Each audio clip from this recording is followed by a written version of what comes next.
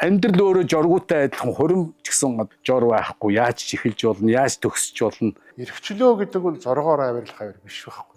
Асар том өөртөө үүрж байгаа ачаа хариуцлага шүү дээ. Ёсломжлоо дагах ёстой. Тэр төр ёсны хүндэтгэлийг бодох ёстой. Энэ бол өөрөө зүгээр нэг гэр бүлийн асуудал биш. Улс орны асуудал, тусгаар тогтнолын асуудал байхгүй юу?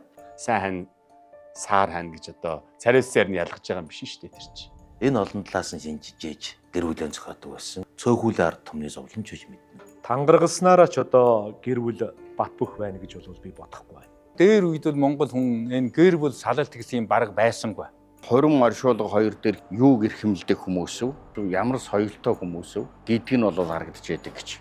Агуулга илүү чухал. Гоё хэлбэртэй хорин бол хаа сайгүй л байна.